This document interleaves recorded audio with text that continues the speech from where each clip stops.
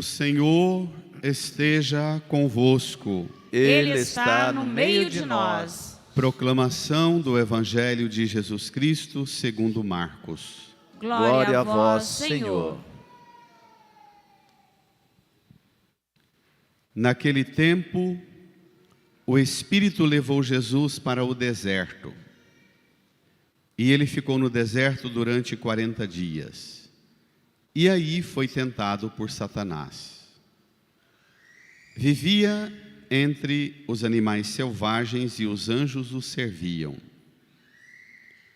Depois que João Batista foi preso, Jesus foi para a Galileia, pregando o Evangelho de Deus e dizendo: o tempo já se completou e o reino de Deus está próximo. Convertei-vos e crede no Evangelho. Convertei-vos e crede no Evangelho. Palavra da salvação. Glória a vós, Senhor. Louvor e glória a ti, Senhor, Cristo, palavra de Deus. Cristo, palavra de Deus.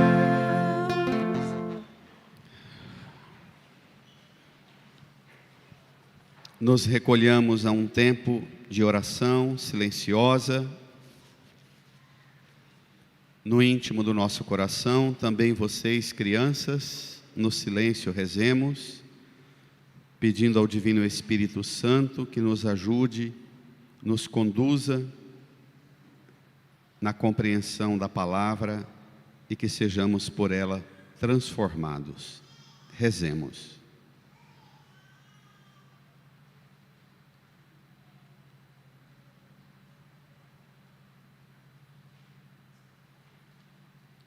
Amém. Irmãs e irmãos, iniciamos nesta semana a nossa caminhada para a Páscoa.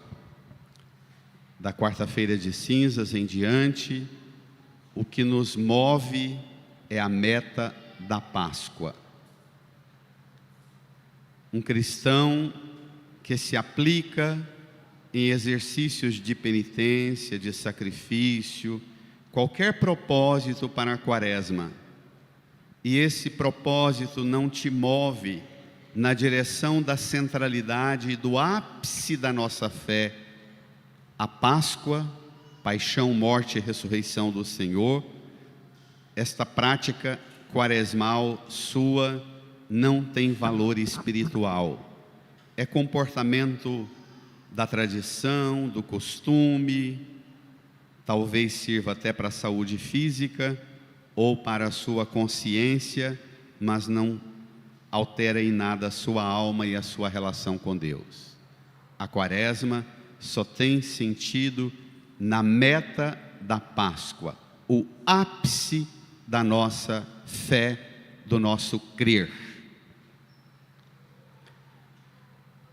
Estamos hoje com Jesus numa experiência instigante. Tome aí no seu folheto o número 10. O Evangelho de Marcos, capítulo 1, versos 12 a 15. Esta cena, breve relato, com poucas frases, o evangelista Marcos relata um amplo e vasto acontecimento. Começa no versículo 12 dizendo assim: o Espírito levou Jesus para o deserto, ponto. Marcos, o evangelista Marcos é muito sucinto, ele escreve o evangelho supondo que quem iria ler o evangelho dele era gente muito bem formada. É o primeiro evangelho que foi escrito até aqui, anos 70, quer dizer 37 anos depois da morte e ressurreição de Jesus. Ele supõe que não precisa muito detalhamento, ele vai falando para uma comunidade instruída na fé, dando um relato de organização dos acontecimentos da vida de Jesus. o Espírito levou Jesus para o deserto. O que é que estava acontecendo? Que situação era que de repente assim, do nada que o Espírito leva Jesus para o deserto? Vale a pena ajudar você a situar nesse relato. No versículo 10 e 11, é a cena do batismo de Jesus. João está no Jordão batizando, Jesus entra, é batizado, e o evangelista relata assim: imediatamente ao sair da água, o céu se abriu, o Espírito desceu em forma de pombo e pousou sobre ele, e do céu veio uma voz que dizia: Tu és o meu filho amado, o meu eleito. Esse é versículo 11. E imediatamente no versículo 12, o Espírito levou Jesus para o deserto. Isso é muito interessante. Eu vou entrar num território de aprofundamento dessa palavra que vai exigir de você um esforço intelectual, mas também um esforço existencial. Precisa ter coragem de adentrar nesse deserto aqui com Jesus. Jesus sai das águas do batismo, da autoridade da voz do Pai: Tu és o meu filho amado, o meu eleito, da unção do Espírito Santo que pousou sobre ele ao sair da água, e o Espírito o leva para o deserto. O que significa isso? Primeiro, significa que a fé cristã não tira-nos da realidade da existência nossa. Irmã e irmão, se você seguir as correntes, quais forem, se você é seguidor de algum canal desses da internet, no campo da psicologia, das várias correntes da psicologia, com pistas e dicas que ajudam você a se entender melhor, a psicologia vai te ajudar a descobrir um elemento muito curioso que o Evangelho já descobriu há 2000 anos atrás. Não se assuste com o que eu vou falar, mas nós nascemos e morremos sozinhos. A vida é um enfrentamento solitário. Aqui dentro, por mais cercado que você esteja, aí dentro tem sempre um território de deserto e de solidão, não tem? Se não tiver, tem alguma coisa errada com você. Se não tiver, é porque você vive um frenesi tão excitante na demanda da distração do mundo que te falta permitir uma experiência de deserto. E para ser cristão que passa pelas águas do batismo, que recebe a unção do Espírito, que é revestido da graça batismal e toma sobre si a feição, imagem e semelhança de Deus, regenera a imagem e semelhança de Deus, é preciso ser homem e mulher do deserto. O que significa isso, senão viver esta vida consciente de alguns elementos importantíssimos, consciente de quem eu sou. Não adianta seu pai, sua mãe, o psiquiatra, o psicólogo, o padre, o mundo saber quem você é, ou supor quem você é, se você não adentra esse território aqui e não sabe organizar sentimentos, emoções, razão, os elementos todos que compõem o ser, os hormônios, os conflitos, as tensões, as somas todas do que somos nesse processo químico, físico, orgânico, e você não souber dizer a você mesmo quem eu sou. É preciso ter essa consciência. Vocês que são pais e mães, sabem do sofrimento de vocês ao ver o comportamento de um filho que se perde, o esposo ou a esposa que se perde, e você fica lutando como ajudá-lo a descobrir e ter um encontro com ele e ela mesma, e se assumir e se enfrentar na verdade profunda do que você é. O deserto, portanto, é o território que às vezes a gente visita melhor esse território na hora dos problemas, dos dramas. Domingo passado eu falava dos dramas da saúde, por exemplo, quando a gente fica doente, a solidão na enfermidade. Mas a vida espiritual, a vida do cristão não devia ter de jeito nenhum a permissão sem o cultivo de uma experiência de se permitir no deserto. Você com você no deserto. O movimento que Jesus faz indo para o deserto é o movimento que ele faz de entrar na verdade mais profunda do que nós somos. Nós somos seres do deserto. Isso não é ruim não, tá? Isso aqui não é um fatalismo das correntes existenciais da filosofia francesa no pós-guerra, não. Isso aqui é infinitamente mais do que isso. Ao contrário, aqui tem um território de grandeza enorme. No fundo, o que está por trás é que nada e nem ninguém alcança uma verdadeira definição sobre você, senão você mesmo a você mesmo. E Deus. É a íntima comunhão sua com Deus que dará a você a medida graciosa de saber se acolher, integrar o que você é, acolhe o que você é, integra o que você é em você mesma, agradece e oferece o que você é para o mundo. Deveria ser assim o movimento.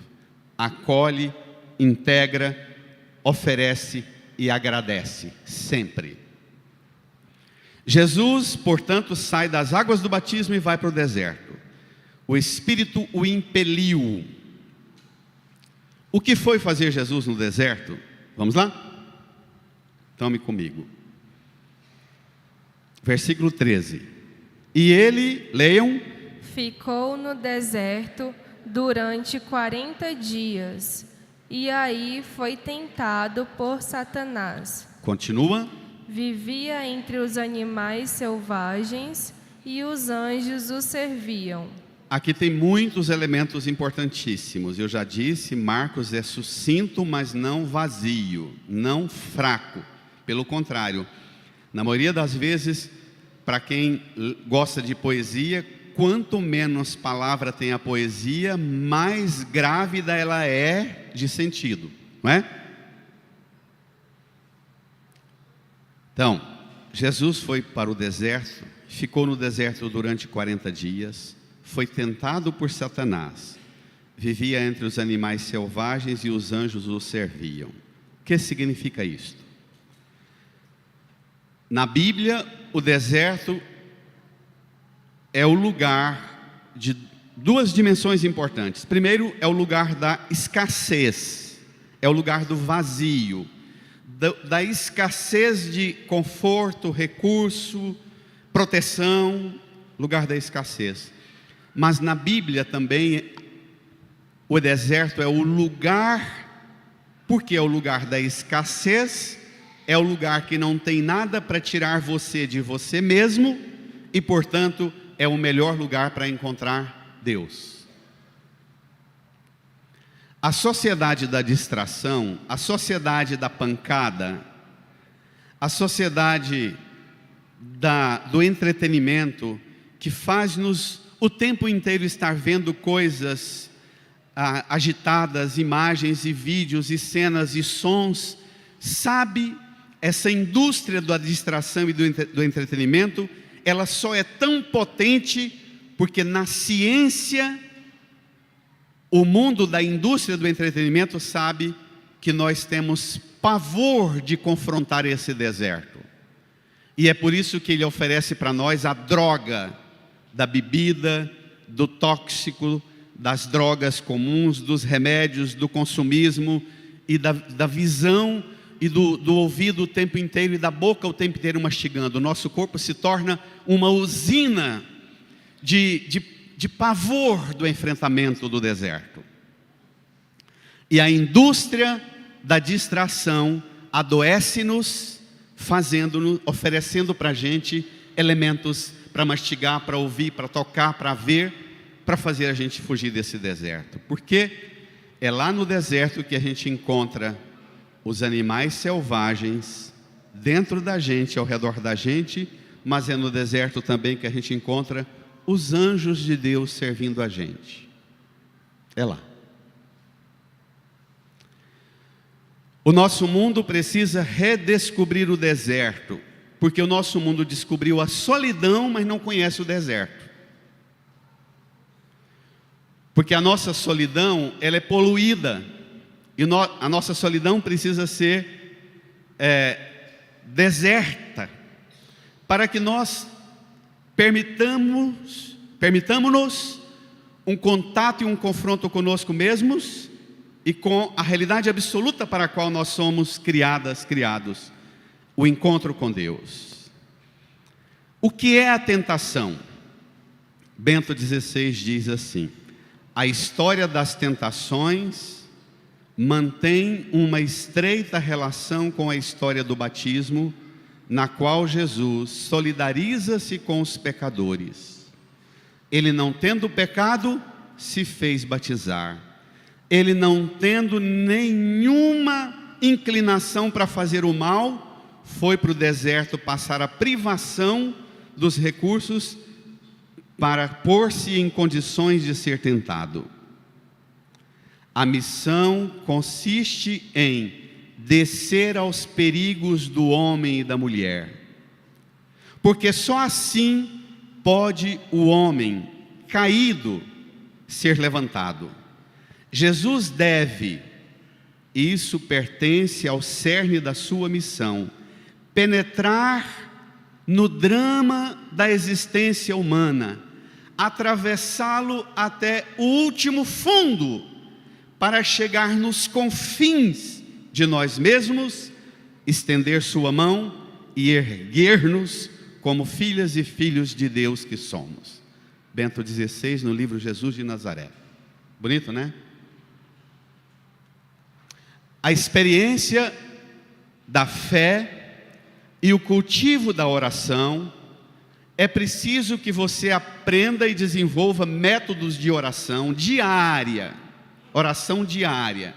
em que você se permita confrontar-se com você mesma, com você mesmo no deserto. Jesus foi ao deserto. O deserto como lugar da provação e do confronto humano. Ele enfrentou a tentação de Satanás.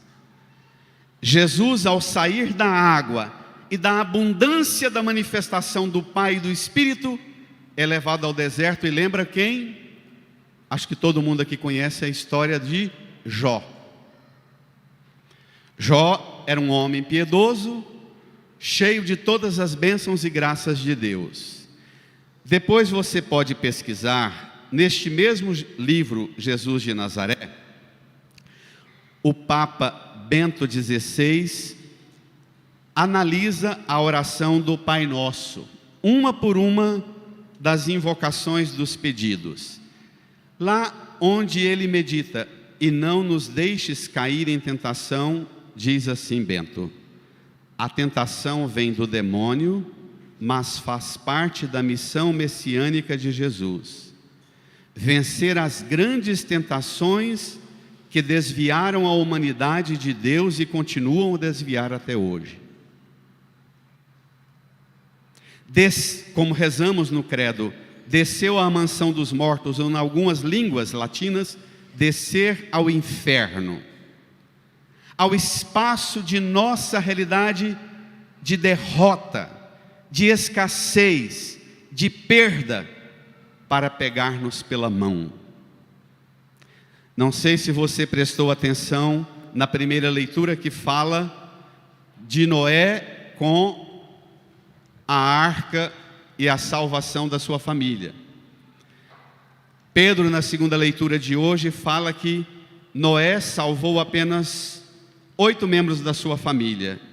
Mas Jesus, que morreu uma vez por todas, e morreu a fim de nos conduzir para Deus, ele também desceu e foi pregar aos espíritos na prisão, aos que estavam atolados na lama do dilúvio. Deus, ao enviar Jesus, não trouxe Jesus só para os certinhos de dentro da religião e de dentro da igreja. Deus, ao enviar Jesus, Jesus foi pregar aos que estavam na lama do dilúvio,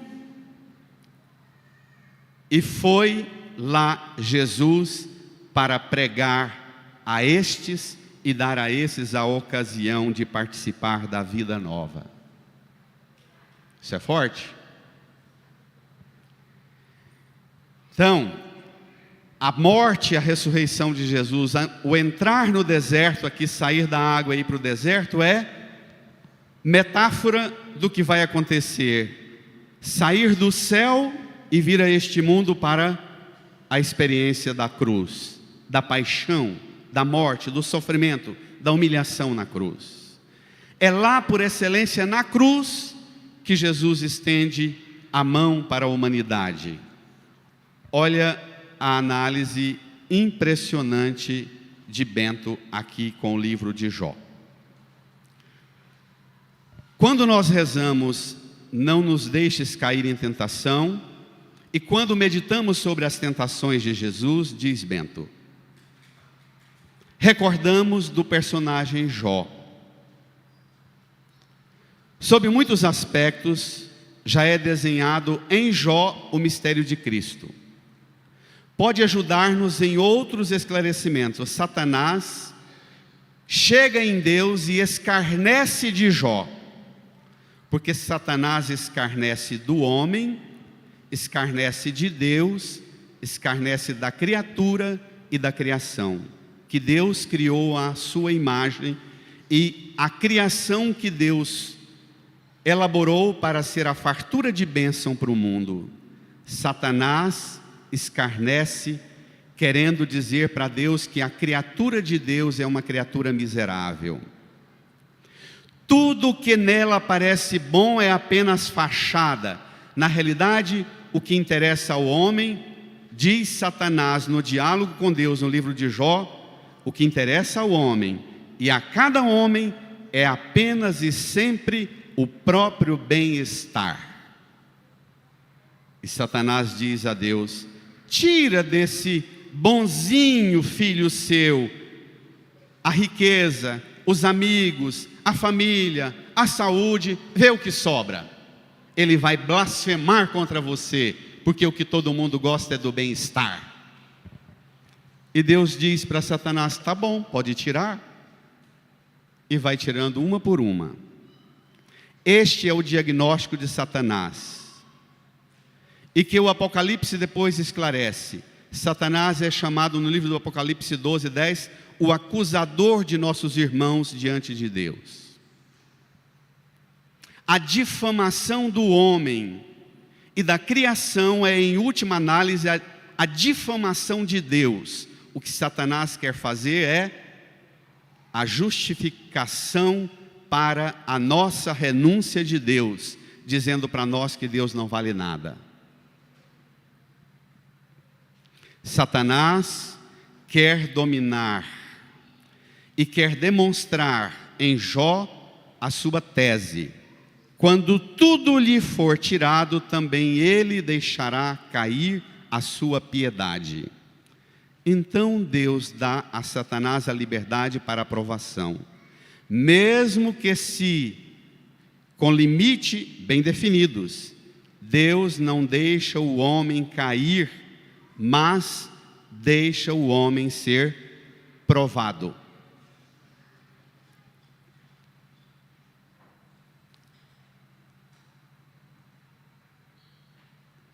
Portanto, aqui em Jesus se restabelece, por meio da sua obra de sofrimento na cruz, estender a mão a honra do homem que Deus criou e dizer: não, o homem é bom, a mulher e o homem são bons, são obras de Deus. A criação de Deus é um bem. A criação e a criatura são bens que a mão de Deus modelou. E é isso que Jesus veio realizar na experiência do deserto, mas principalmente nesse deserto. Ele veio para dizer: não, nem o homem nem a criação serão sequestrados por Satanás. A primeira leitura lá do arco-íris como sinal da aliança definitiva. Voltemos ao texto do Evangelho. Jesus vivia entre animais selvagens e anjos. Aqui por duas coisas. O pecado fez a criação se tornar uma ameaça para o homem, não foi? Mas o pecado não permite e não tem a voz definitiva sobre tudo. No meio do pecado continuamos a ter as ameaças da morte, do veneno, da traição, mas no meio das realidades de traição, de morte, de ameaça, nós temos sempre Deus que nos ama e nos serve. O senhorio de Deus não foi definitivamente destruído pelo pecado, porque o pecado tem poder sobre nós, mas não tem poder sobre Deus. Não é bonito isso? Pronto. Tome comigo o versículo 14. Depois que João Batista foi preso, leiam. Jesus foi para a Galileia, pregando o evangelho de Deus e dizendo... Espere lá. Então, no deserto, Jesus venceu duas realidades perigosas sobre nós: a do demônio, a do mal, e Jesus venceu a realidade perigosa sobre nós, que é o nosso sofrimento diante da escassez, da saúde, do conforto, da comida, da água, da proteção. Jesus venceu essas duas potências, a do demônio e a das condições que nós precisamos. Jesus está terminando de enfrentar o reino de Satanás e o reino do sofrimento humano. Ele recebe uma notícia: João Batista foi preso. O que significa? Que os reinos deste mundo, os reinos de Herodes, do Império Romano, os reinos políticos deste mundo não correspondem aos reinos de Deus. Jesus fica sabendo que João Batista foi preso e mais tarde vai ser morto, como Jesus também vai ser preso e vai ser morto. E Jesus não se intimida ante a notícia da prisão de João Batista, ao contrário, ele vai para a Galileia, para o lugar do perigo do paganismo e das forças do bem-estar, da fartura que se colhia ao redor do mar da Galileia, no Vale do Jordão. E ele entra naquele ambiente, pregando o evangelho de Deus. Não a notícia do poder de Satanás, não a notícia do poder dos reinos deste mundo, mas pregando o evangelho de Deus. Irmã, irmão, Jesus enfrenta as potências do demônio, do pecado individual sobre cada uma e cada um de nós, as tentações, mas ele enfrenta também o pecado estrutural na política, na economia, na cultura. Está claro? Essa ideia de que Jesus e a religião e a igreja não devem pensar nos problemas sociais e aceitar os reinos deste mundo e não se meter em tema de política, isso é um equívoco. A igreja nunca deverá ser partidária e nunca deve estar a serviço de nenhuma ideologia. Ponto. Essa é uma verdade. Agora é responsabilidade da igreja pensar e refletir acerca dos dramas humanos, dos reinos deste mundo, enfrentá-los e dar nome e apelo de conversão a todos. Não há reino neste mundo, da política de direita ou de esquerda, para o qual a igreja deve se submeter e ficar a serviço. Ela estará sempre a serviço do reino de Deus. Olha o conteúdo da pregação de Jesus. Nem no reino de Satanás, nem no reino do pecado, nem no reino de Herodes, os reinos políticos deste mundo. Qual é o conteúdo da pregação de Jesus? Versículo 15, brada a igreja. O tempo já se completou. Brada a igreja. E o reino de Deus está próximo. Convertei-vos e crede no Evangelho. O tempo já se completou. Pronto. A partir de agora o capeta não faz mais o que ele quer. A partir de agora o reino de Satanás não tem liberdade para dominar tudo do jeito que ele quer. Ponto. Foi dado um limite para Satanás. Foi dado um limite para o pecado. Ponto. A partir de agora a tentação não domina mais o homem e a mulher do jeito que dominava. A partir de agora a tentação pode ser enfrentada e vencida. Ponto. O tempo já se completou. Não mais o pecado, não mais Satanás. Ponto. E não mais os reinos de Herodes. Dos Herodes do passado, mas também dos Herodes de hoje. De direita e de esquerda. Não se iluda pensando que a sua ideologia é melhor e é mais perto de Deus. Todos os reinos deste mundo não correspondem ao reino de Deus. Nós precisamos de ideologia para viver. Nós precisamos de partidos, de tendências políticas. Nós precisamos de teorias para estudar, debater e abraçar. Mas nossa mais poderosa força não são as correntes ideológicas. É o apelo de Deus, porque o reino dele está próximo. Convertei-vos e crede no Evangelho. A palavra que eu não me canso de repetir, porque o Evangelho nunca para de repeti-la, a palavra central é conversão, em grego metanoia. Metanoia. Meta e noia, a mentalidade, a ideia, a compreensão. Muda a meta e muda a mentalidade para se alcançar a meta. A meta agora é o reino de Deus que está próximo. Não é mais impossível, não é mais inacessível, ele está próximo. Não é mais Satanás que te fica o tempo inteiro apavorando e dominando você. Eu às vezes escuto alguns pregadores falarem do poder de Satanás, do quanto o demônio está perto de você, te tentando, te puxando e te arrastando, que eu penso assim, para esses pregadores, inclusive padres, tá? Com muitos seguidores na internet, tá? Eles pregam o poder de Satanás, que eu fico pensando, gente, parece que a morte de Jesus na cruz, seu sofrimento, sua morte e sua ressurreição, não tem nada para dizer para Satanás. O capeta não está mais livre assim para fazer o que quer não, minha gente. O pecado seu não tem mais o domínio sobre você como você pensa não, minha gente. Você, com uma dose de abertura à graça, pode simplesmente dizer na sua oração: seja feita a vossa vontade, venha a nós o vosso reino, e não vai faltar pão de cada dia, e a gente vai perdoar a quem ofende a gente, e a gente não vai cair em tentação, e a gente não vai ser levado para o mal. É o Pai Nosso. O reino de Deus chegou.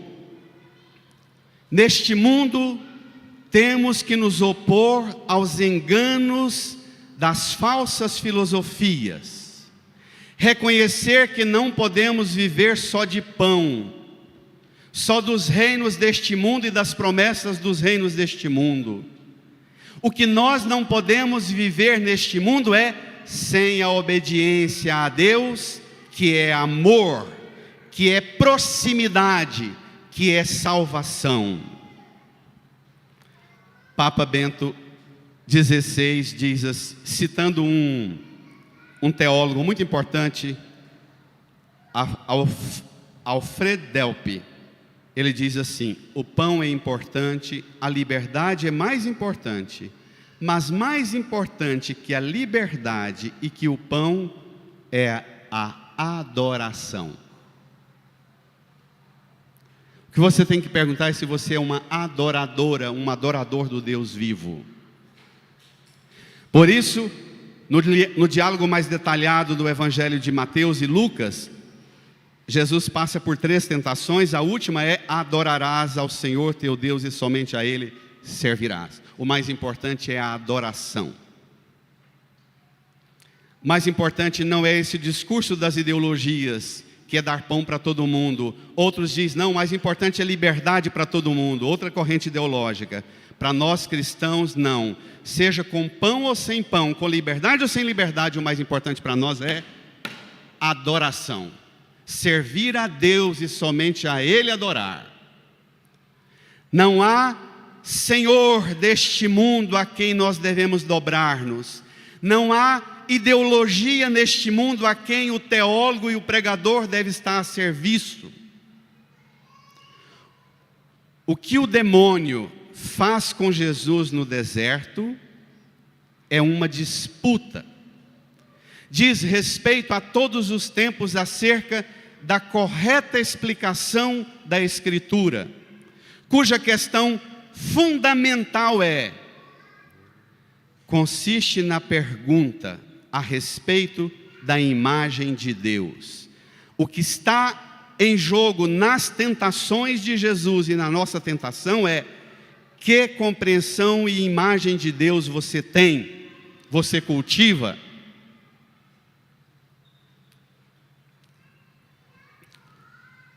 O reino de Cristo, olhe para a cruz. O reino de Cristo é algo completamente diferente dos reinos da terra e do seu esplendor e do esplendor que Satanás apresenta. Esse esplendor, como palavra grega, doxa, diz, é aparência, se dissolve. O reino de Deus cresce no meio da humildade da pregação, naqueles que se deixam fazer-se discípulas e discípulos do Senhor, daqueles que renunciam a si mesmo, tomam a cruz e seguem, em nome da Santíssima Trindade e dos mandamentos guardados no coração. Irmã, irmão, Bento XVI, o império cristão da triunfante Igreja Católica, ou da Igreja Ortodoxa lá servindo ao Putin agora, ou das igrejas protestantes servindo aos reis protestantes, o império cristão tentou fazer da fé um fator político da unidade dos impérios deste mundo. O rei Bento XVI, página 50, livro Jesus de Nazaré, o reino de Cristo devia então receber a forma do esplendor do reino político. A importância da fé, a importância terrena de Jesus Cristo deve ser ajudada pelo poder político e militar dos reinos deste mundo. Então as igrejas deviam estar próximas dos reinos deste mundo, para os reinos deste mundo proteger a igreja com exército e financiamento para a pregação do Evangelho. Em todos os séculos ressurgiu sempre e em múltiplas formas esta tentação de assegurar a fé por meio do poder. E ela correu sempre o risco de ser asfixiada nos abraços do poder dos reinos de direita e de esquerda deste mundo. A luta pela liberdade da igreja e, portanto, a luta porque o reino de Jesus não pode ser identificado com nenhuma figura política.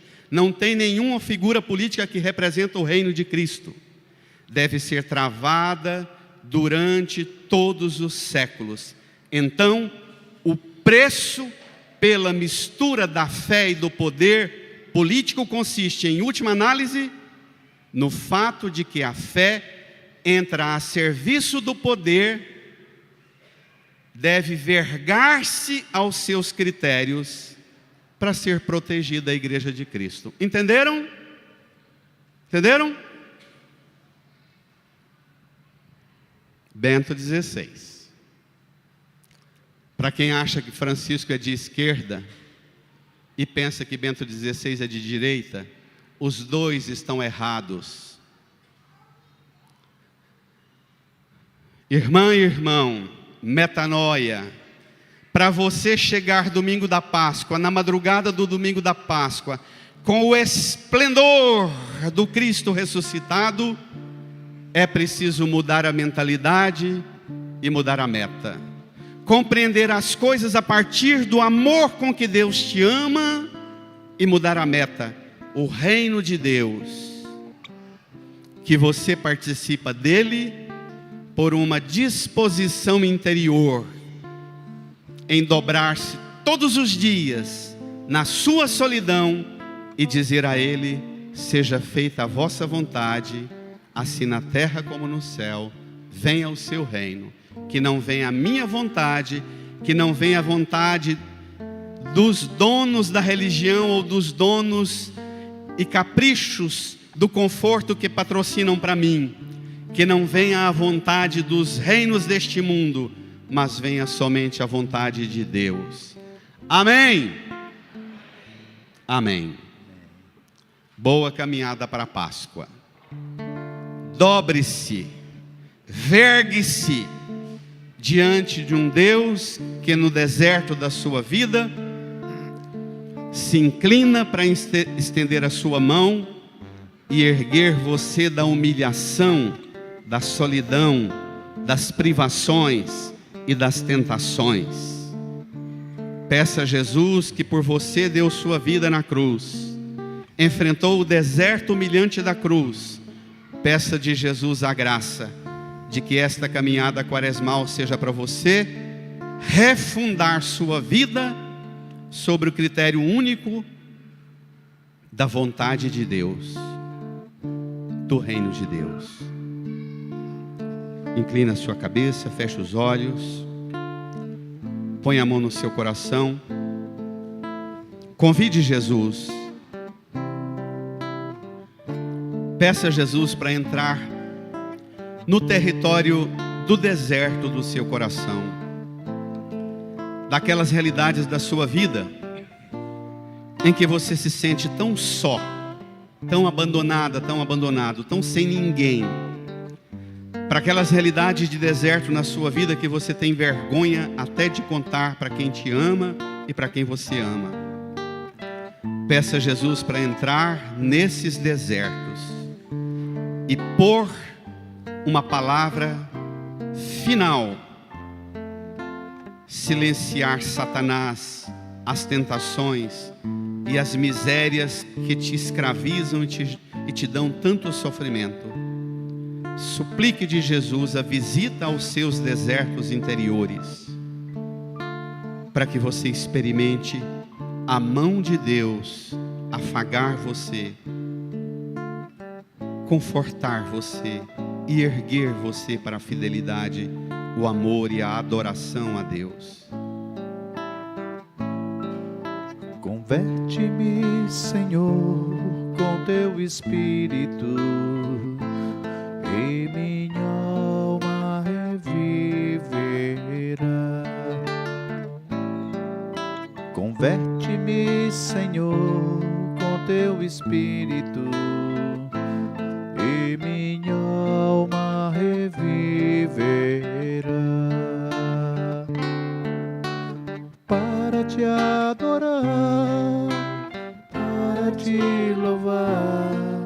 Converte-me, Senhor Jesus,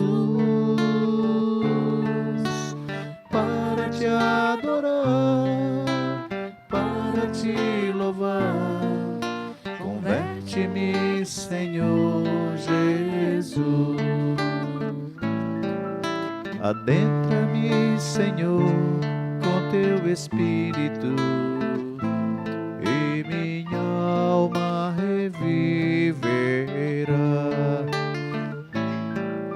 Adentra-me, Senhor, com teu Espírito, e minha alma reviverá,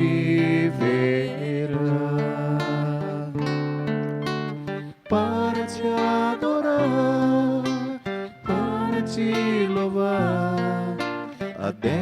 Adentra-me, Senhor. Fiquemos em pé. Jesus,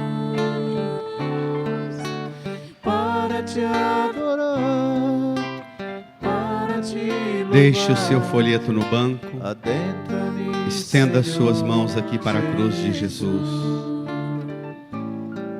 Entregue a Jesus. Entregue a Jesus as tentações que afligem tanto você. Entregue a Jesus as privações pelas quais você passa. E ninguém tem noção que você passa, as privações que você enfrenta nos seus desertos. Entregue a Jesus suas carências, a escassez do que você sente, às vezes tanta solidão, tanto assombro e medo. Entregue a Jesus.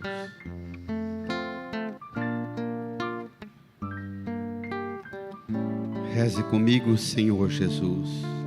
Senhor Jesus. Eu creio firmemente eu creio firmemente nesta palavra nesta palavra e no poder e no poder desta palavra desta desta palavra em tornar realidade em tornar o realidade que ela anuncia. o que ela nos O reino de Deus está próximo. o reino de Deus está próximo. Eu tenho a graça de participar Eu tenho a graça de participar da vida nova deste reino, da vida longa nova deste reino, que não é o de Satanás, que não é o de não é o Satanás, da escassez do deserto, não é o da escassez do não é o deserto, reino dos reinos deste mundo, não é o reino dos reinos deste mundo, mas o reino de Deus, mas o reino de da Deus, verdade e do amor, da verdade, do da amor, justiça e da paz, da justiça e da da paz, graça da da graça que transborda que transborda e supera e supera toda a fragilidade humana, toda a fragilidade fragilidade, toda a humana, miséria humana, toda a toda miséria, miséria, toda a debilidade humana. toda a debilidade humana. Obrigado, Jesus. Obrigada, Jesus. Eu acolho esta palavra Eu acolho essa e vou palavra viver e vou viver daqui até a Páscoa daqui daqui até a até a paz, Páscoa, este caminho da graça, este caminho da graça, da conversão, da conversão, da mudança de mentalidade, da mudança de realidade, da mudança de meta, da mudança de meta, porque o Senhor está comigo. porque o Senhor está comigo. Eu não temerei eu não temerei enfrentar meus desertos. enfrentar meus desertos. Obrigado, Jesus. Obrigada, Jesus. Amém. Amém. Dirija quem está do seu lado, dê um abraço, deseja a paz de Jesus. Saudai-vos.